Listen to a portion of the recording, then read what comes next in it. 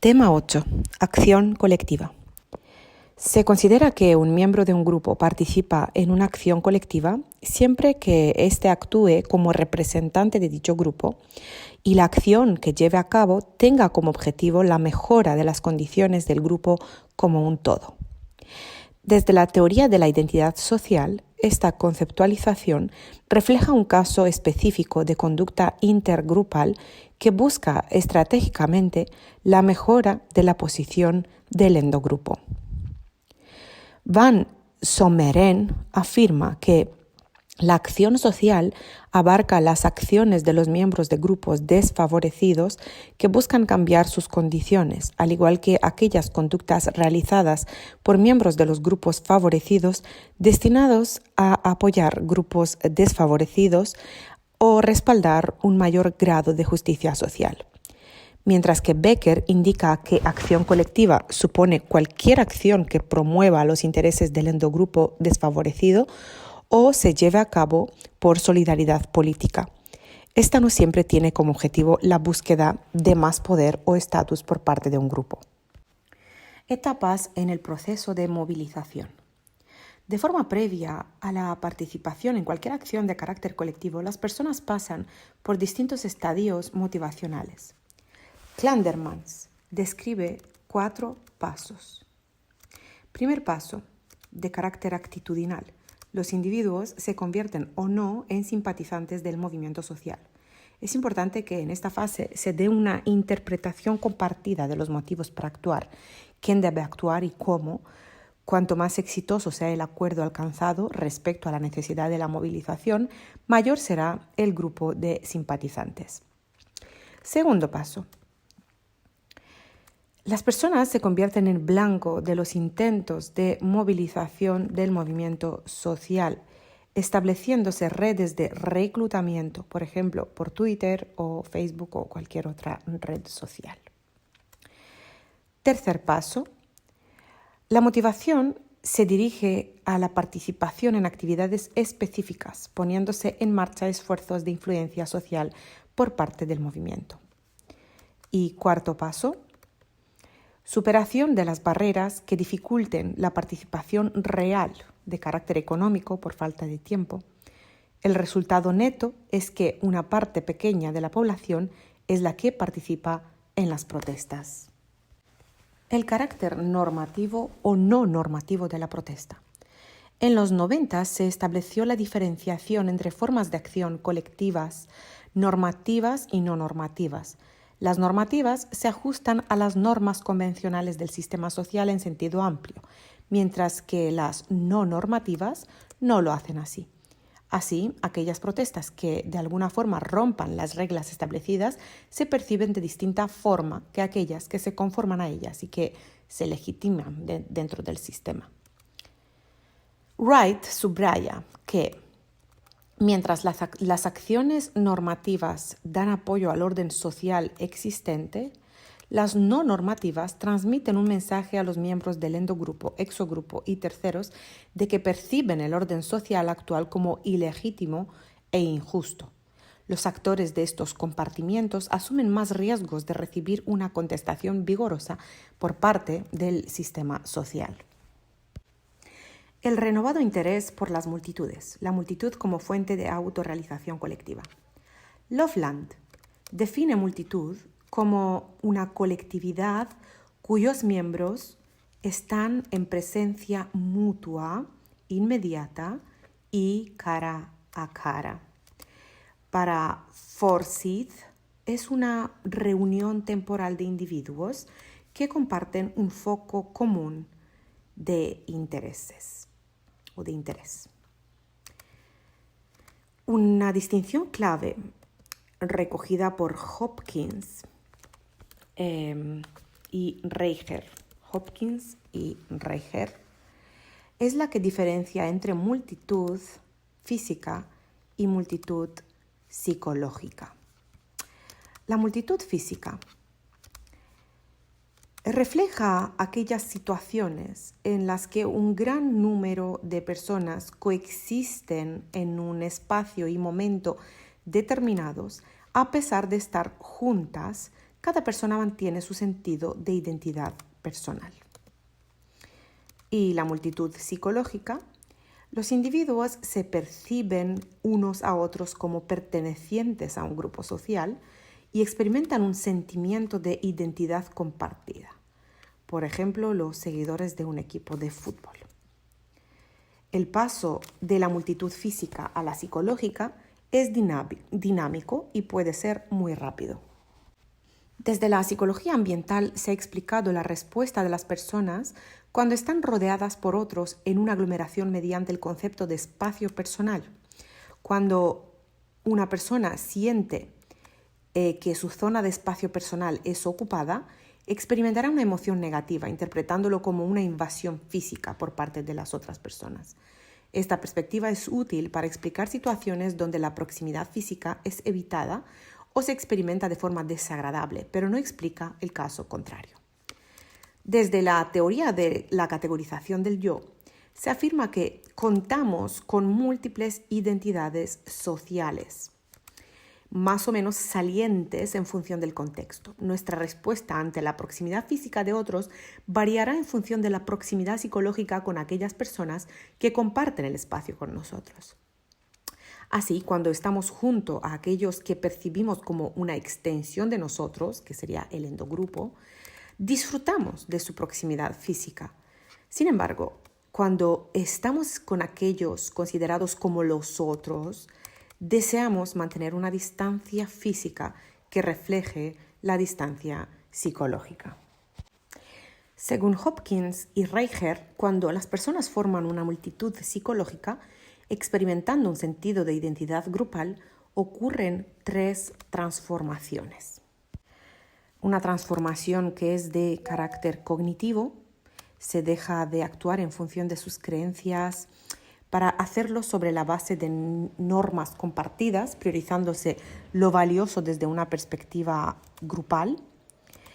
De carácter relacional, en la que se percibe la multitud como una extensión del yo en el grupo, incrementándose la confianza, el respeto, la cooperación, y de carácter emocional. Aquí aparecen sentimientos positivos de alta intensidad. La descripción de las multitudes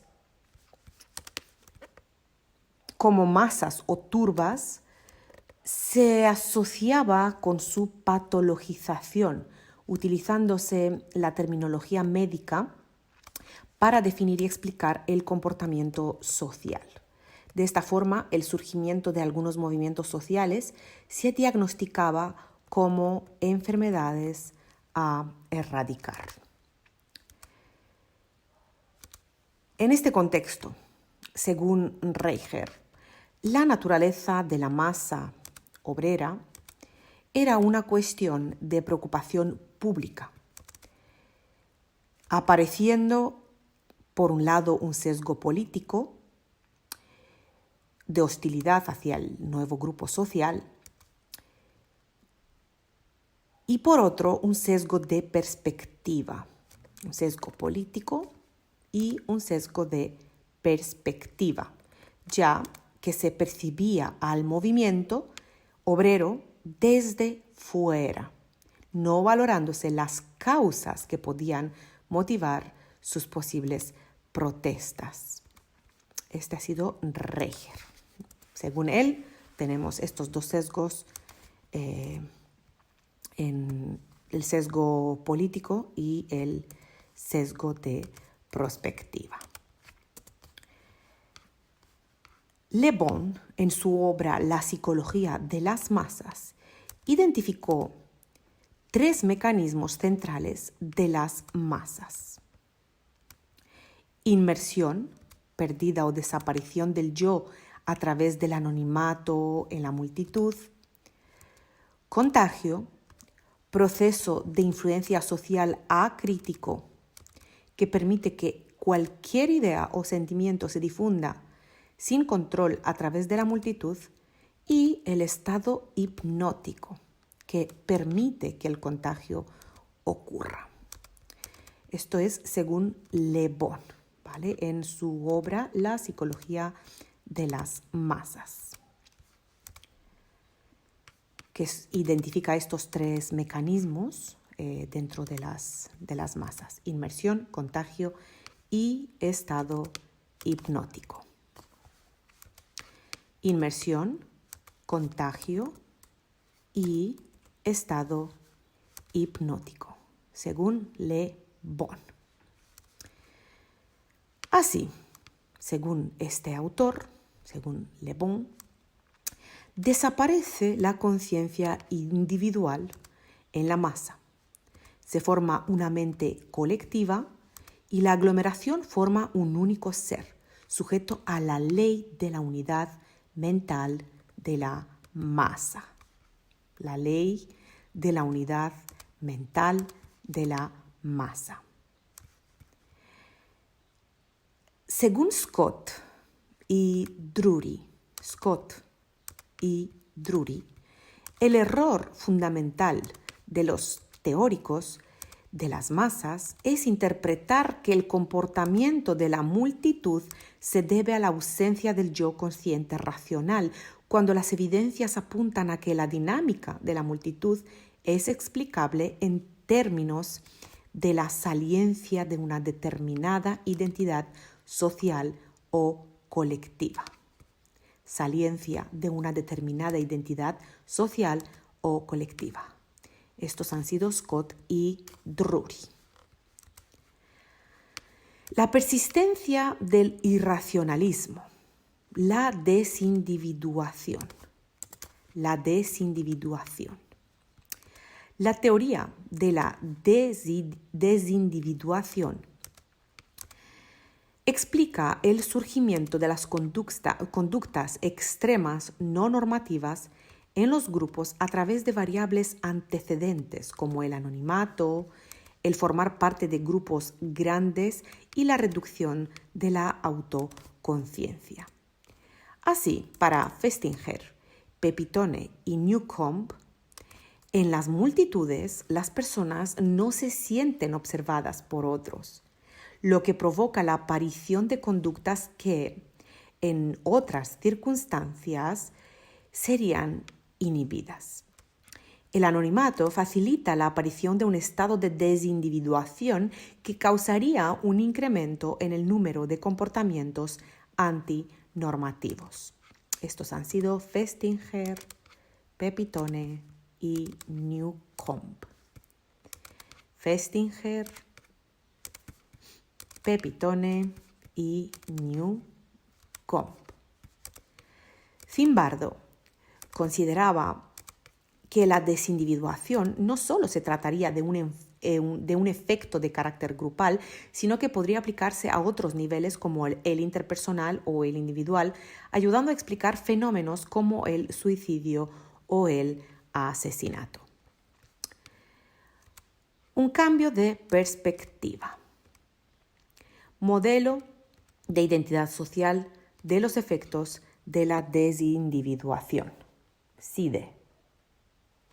SIDE serían la abreviación de este modelo de identidad social de los efectos de la desindividuación. SIDE.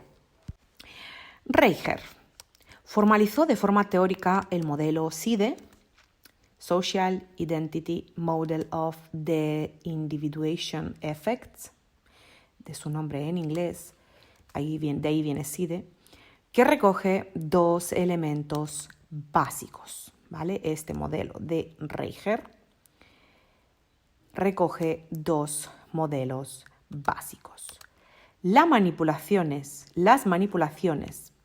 relacionadas con la desindividuación, el anonimato, afectan a la saliencia cognitiva de la identidad social.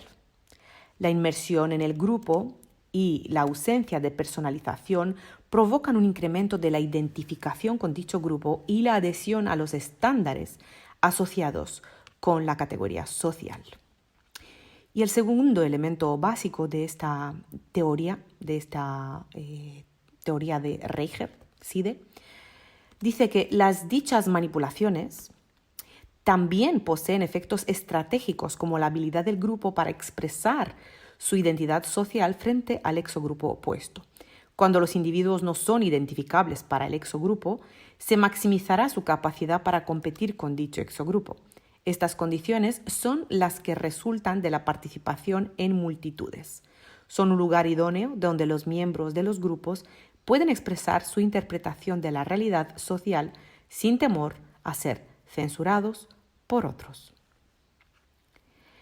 El anonimato en los entornos virtuales facilita la adopción de posiciones en contra de otros grupos, especialmente cuando pensamos que podemos contar con el apoyo colectivo de los miembros del endogrupo. También incrementa la autocategorización en términos grupales, el atractivo del endogrupo y el uso de estereotipos hacia otras categorías sociales. La investigación de Douglas y McGartis es un contexto virtual. En un contexto virtual, reveló que el hecho de contar con una audiencia identificada como endogrupal incrementa el uso de expresiones estereotipadas hacia el exogrupo.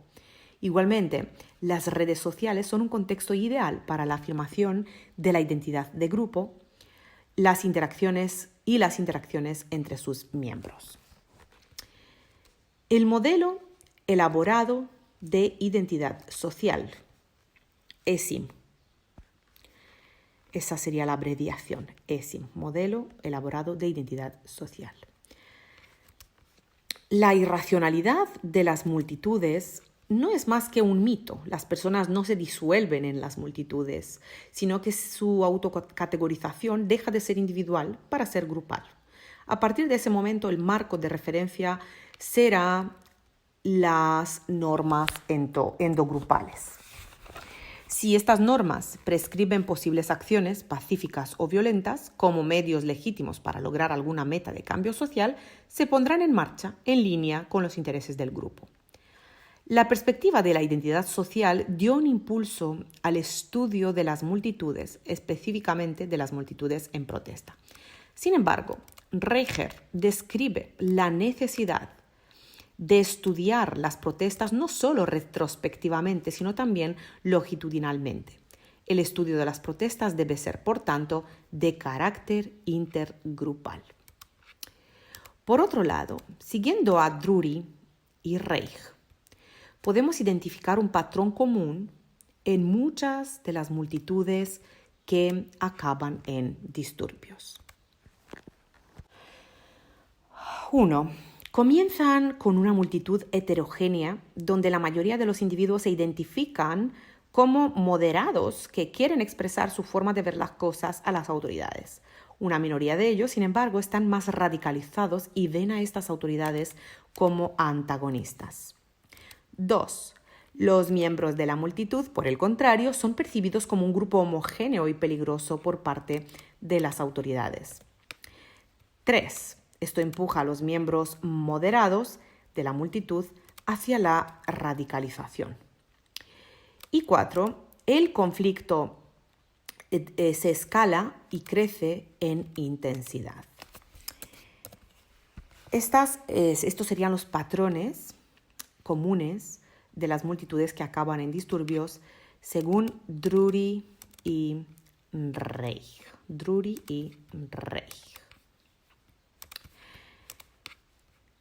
El modelo elaborado de identidad social, ESIM,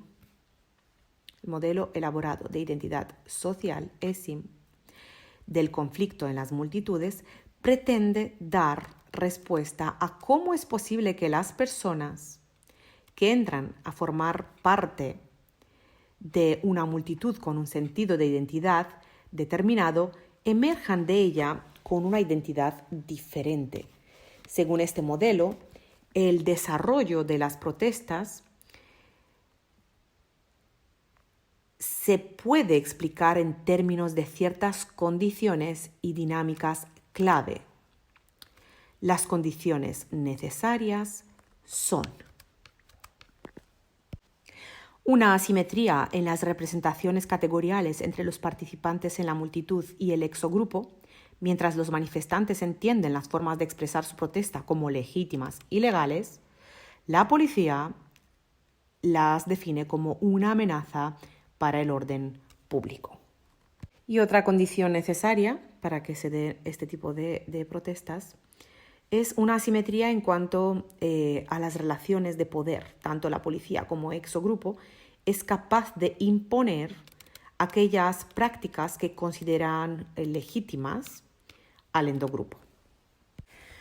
Si la acción del exogrupo, la policía, es experimentada por los participantes de la protesta no solo como ilegítima, sino también como indiscriminada, estos adoptarán una autocategorización endogrupal más inclusiva que incrementará la actividad contra el exogrupo. Predicción de la acción colectiva. Principales motivaciones para actuar. Distinguimos tres motores de la acción colectiva: la percepción de injusticia, los motivos instrumentales y los derivados de la identificación con un grupo. La percepción de injusticia como resultado de la privación relativa. Las comparaciones sociales que hacen los individuos influyen en la forma en que perciben su desventaja en términos colectivos como injusta. El concepto de privación relativa se define como el juicio que realiza un individuo sobre que él mismo o su grupo están en desventaja al compararse con otra persona o grupo relevante, suscitándose sentimientos de ira y resentimiento. Para que esa sensación aparezca, el individuo debe llegar a la conclusión de que él mismo o su grupo merecen algo mejor y además debe desembocar en un afecto negativo. Otra distinción importante es el plano en que se experimenta la privación. Se habla de privación relativa individual o egoísta cuando el estándar de comparación es interpersonal con otros individuos del endogrupo, mientras que cuando la referencia son otros grupos sociales, nos referimos a privación relativa intergrupal. La sensación de privación relativa individual puede favorecer conductas orientadas a disminuirla, tanto normativas o no. Sin embargo, la privación relativa intergrupal impulsa la participación en acciones colectivas, predice el apoyo a protestas políticas y puede incrementar el prejuicio contra el exogrupo. Cuando los miembros del grupo interpretan un evento en términos de injusticia colectiva, realizan comparaciones que interpretan como desventajosas o lesivas para el grupo, se desencadena una respuesta de ira entre sus miembros. La ira se dirige hacia grupos o instituciones a los que se consideran culpables. La ira de origen grupal es un importante predictor de la acción colectiva. Relacionado con la percepción de injusticia, Van Zomeren subraya la importancia de la violación de los principios morales. La injusticia puede verse como un ataque a algún principio vinculado con valores. Un reflejo de estos principios son los llamados valores sagrados: derechos humanos, justicia social, protección de la naturaleza, etc. Cuando las personas consideran que se ve afectado algún valor sagrado compartido por el grupo, su respuesta emocional es distinta de la ira. Se experimenta un mayor grado de desprecio hacia aquellos percibidos como transgresores. La ira es un predictor de acciones colectivas normativas, mientras que el desprecio predice actuaciones no normativas. ¿Vale? Esto es importante. La ira es un predictor de acciones colectivas normativas, mientras que el desprecio predice actuaciones no normativas. La importancia de la emoción que hay en la base de esa sensación que tiene el endogrupo. Los individuos más fusionados con el grupo son más proclives a llevar a cabo sacrificios personales costosos en defensa de los valores sagrados. Vamos ahora con los motivos instrumentales. Estamos hablando de las motivaciones para actuar en una acción colectiva. Y hemos hablado hasta ahora de la percepción de injusticia y ahora vamos con los motivos instrumentales. La conducta colectiva también puede estar guiada por aspectos de carácter instrumental, como las expectativas que se tengan sobre el éxito de la acción y los costes que se pueden asumir. El grado de elaboración y procesamiento cognitivo que realizan los individuos en estos casos es mayor. Clandermans ha sistematizado los aspectos instrumentales que subyacen a la conducta colectiva, especificando 3 motivos de coste-beneficio para la acción. Vamos a ver cuáles son estos 3 motivos de coste-beneficio para la acción según Clandermans. El primer motivo, el motivo colectivo.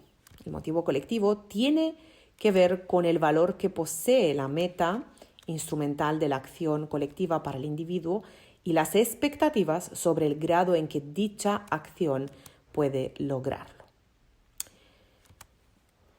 El motivo social, segundo motivo de coste-beneficio para la acción según Clanderman, el motivo social recoge la importancia que el individuo otorga a la opinión de otros referentes significativos y las expectativas sobre la aprobación o no por parte de terceros de la acción colectiva. Y el último motivo de Clandermans es el motivo de recompensa. Incluye los costos y beneficios personales de participar en dicha acción. Estos han sido los 3 motivos de coste-beneficio para la acción según Clandermans. Hay un aspecto instrumental que ha alcanzado un importante protagonismo por su capacidad predictiva: las creencias sobre la eficacia del grupo. Las creencias de eficacia son muy importantes en la explicación de la conducta humana, especialmente cuando el individuo desea modificar alguna circunstancia de su entorno. La autoeficacia describe cómo las personas son capaces de cambiar estas circunstancias a través de sus acciones individuales. En el plan colectivo, las creencias en que las acciones de nuestro grupo pueden alcanzar el logro de los objetivos grupales es un factor clave para predecir el apoyo de los individuos y su participación real en la acción colectiva. Y vamos con la identificación con el grupo, que sería el tercer motor de la acción colectiva, ¿vale? Hemos visto el primero, la percepción de injusticia, los motivos instrumentales que acabamos de ver y los motivos derivados de la identificación con el grupo. Las personas que se identifican más fuertemente con su grupo también se definen más fácilmente en términos grupales, lo que hace más probable que se emprendan acciones colectivas en su nombre, tal y como se observa en la participación en movimientos sociales. El modelo de la identidad colectiva politizada. Simon y Clandermans han desarrollado una propuesta partiendo de 3 aspectos críticos en cualquier conflicto social. La identidad colectiva. Dicha identidad sirve a importantes funciones relacionadas con necesidades psicológicas básicas, como el sentido de pertenencia. La lucha por el poder.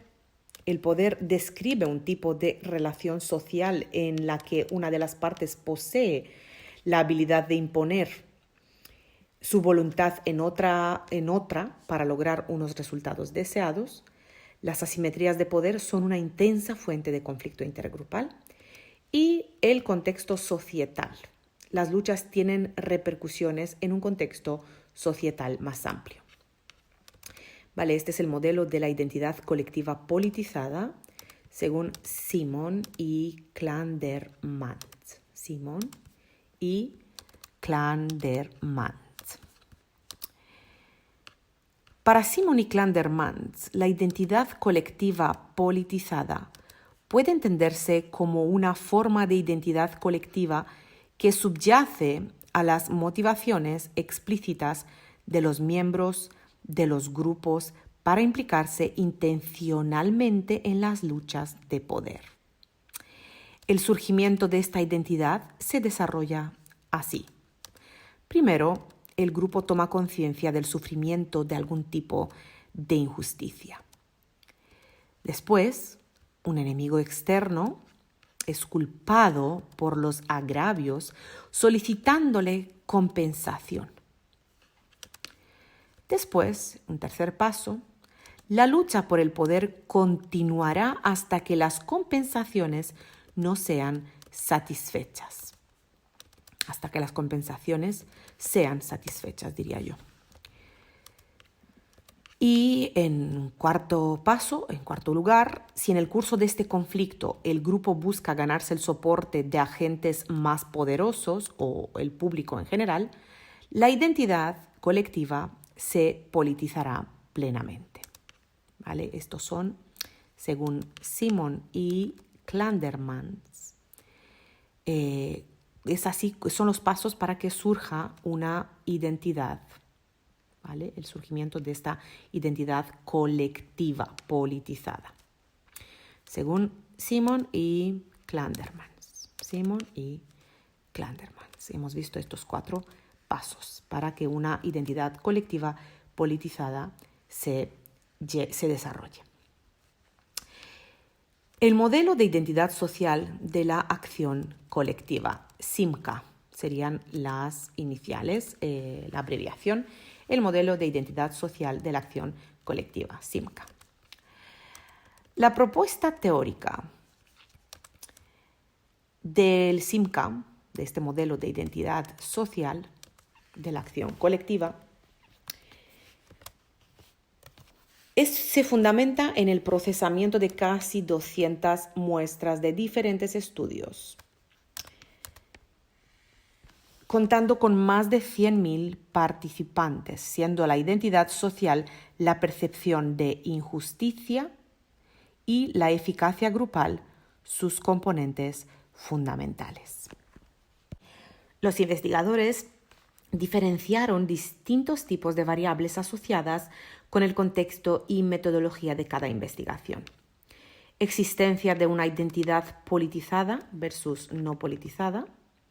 La identidad politizada, identificarse con un movimiento social, es un predictor importante de la participación en la acción colectiva frente a la identidad no politizada, simplemente identificarse con un grupo desfavorecido.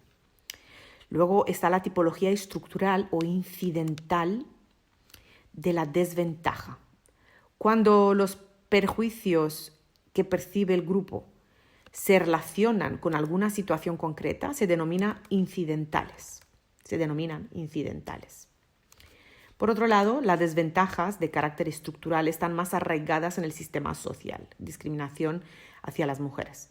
Y además, el grado de permeabilidad, posibilidad de cambiar de grupo social, al ser miembro de estas categorías, pertenencia es cero. De estas categorías de pertenencia es cero, ¿vale? Y además el grado de permeabilidad, es decir, me puedo no cambiar del grupo, al ser miembro de estas categorías de pertenencia es cero.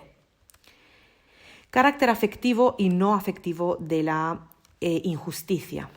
La valoración del grado de justicia procedimental o la constancia con que se dé la discriminación contra un grupo reflejan elementos instrumentales no afectivos. Sin embargo, al prevalecer los sentimientos de insatisfacción, ira o indignación y los resentimientos de carácter grupal, esta percepción de injusticia se calificaría como afectiva.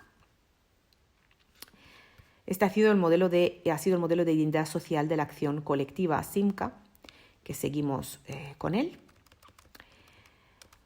Respecto a la forma en que se mide la acción colectiva, con frecuencia se registra mediante actitudes, valoración o grado de apoyo. Los datos obtenidos en el estudio del SIMCA muestran que la injusticia con ira se asocia en mayor grado con la acción colectiva. Injusticia con ira, acción colectiva. La identidad politizada produce mayor efecto sobre la acción social. Y la identidad social se asocia tanto con la percepción de desventajas estructurales como incidentales, mientras que injusticia y eficacia son peores predictores cuando la desventaja es de carácter estructural. Por último, se puede distinguir un proceso con dos etapas en el surgimiento de la movilización social. Un primer estadio, me imagino que se dirá así, donde en la identificación con un grupo, las emociones compartidas y las creencias de eficacia grupal determinarán el grado en que las personas participarán en la acción social. Y dos, que es la segunda etapa en la cual la implicación efectiva y activa en acciones concretas politizaría la identidad social. Winifred Lewis sintetiza las 4 estrategias para que la acción colectiva pueda alcanzar los objetivos deseados. Winifred Lewis, ¿vale? Nos plantea estas 4 estrategias para que la acción colectiva pueda alcanzar los objetivos deseados. Vamos a ver, la primera estrategia. Crear una categoría supraordenada, de forma que los miembros del grupo de mayor estatus perciban al grupo desfavorecido como parte de una identidad más amplia, estimulándose la idea del nosotros. A través de la creación de una identidad de orden superior, la acción colectiva podría cambiar las actitudes legitimadoras de las desigualdades en el grupo de más estatus. Esto activaría sentimientos de indignación moral, que facilitarían acciones reparadoras de la injusticia. Una segunda estrategia para que la acción colectiva pueda alcanzar los objetivos deseados, según Winifred Lewis, es activar acciones disruptivas. Las acciones disruptivas no normativas pueden crear sensaciones de inestabilidad entre los miembros del grupo privilegiado. La inestabilidad resulta amenazante y hace posible la aparición de acciones conciliadoras hacia el grupo en desventaja, produciendo cambios. Una tercera estrategia para que la acción colectiva pueda alcanzar sus objetivos deseados, según Winifred Lewis, es desvelar las incoherencias. Demostrar la pervivencia de la discriminación reducirá las intenciones de discriminar en el futuro por parte del grupo privilegiado, lo que reducirá la probabilidad de que aparezcan conductas disruptivas en el exogrupo. Y una última estrategia, la cuarta estrategia para que la acción colectiva pueda alcanzar los objetivos deseados, según Winifred Lewis, es evocar normas igualitarias, evocar una norma prescriptiva donde la discriminación se vea como inadecuada y rechazada por los miembros de los grupos aventajados. Jost, Becker, Osborne y Badaan argumentan que la perspectiva de Van Zomeren pasa por alto los factores ideológicos, ya que solo conceptualiza protestas en términos endo- y exogrupales. Para estos investigadores, la elección de participar en una acción colectiva es inherentemente ideológica. En primer lugar, la acción colectiva revela preferencias y un posicionamiento respecto del sistema social imperante. En segundo lugar, los que protestan y los que se oponen a ellos normalmente pertenecen a corrientes ideológicas de izquierda o derecha. Motivos que llevan a las personas a defender el sistema. La motivación epistémica refleja un deseo por la certidumbre, la estructuración y el control. Así, las personas justifican el sistema porque éste satisface sus necesidades de orden y predictibilidad. El deseo de seguridad y protección. Las protestas en contra del sistema pueden generar miedo. Y la motivación relacional. tenemos la necesidad de afiliación y de compartir la misma realidad social con otros. Osborne y Sibley encontraron que la justicia del sistema atenúa el efecto de la privación relativa individual, manifestada como estrés o menor satisfacción personal, y la sensación de privación relativa de carácter grupal, reduciendo el apoyo a protestas en nombre del propio grupo. Ahora vamos a ver algunas preguntas de evaluación de este tema. En el contexto de las relaciones intergrupales, la emoción de ira es una variable que se relaciona con protestas de carácter preeminentemente, y ya hemos visto durante el tema que es con el carácter normativo, ¿vale? La ira es con el carácter normativo, ¿vale? Y hemos visto que el desprecio es de carácter no normativo. La segunda pregunta, la principal crítica que se realiza desde la teoría de la justificación del sistema al modelo Simca es que este último obvia las diferencias ideológicas. Esta sería la respuesta correcta. La tercera pregunta, ¿qué consecuencia tiene la justificación del sistema sobre la motivación de participar en protestas colectivas? Y en este caso, la respuesta sería la atenuación de la sensación de privación relativa grupal. La cuarta pregunta, según Luis 2009, ¿cuál de las siguientes resulta una práctica eficaz para lograr cambio social en el contexto de la acción colectiva? Y es crear una identidad supraordenada inclusiva. Esta sería la respuesta correcta. Y la última pregunta, las emociones negativas asociadas con la invasión del espacio personal es más probable experimentarlas si formamos parte de una multitud física. Estas han sido las 5 preguntas y espero que os sirvan.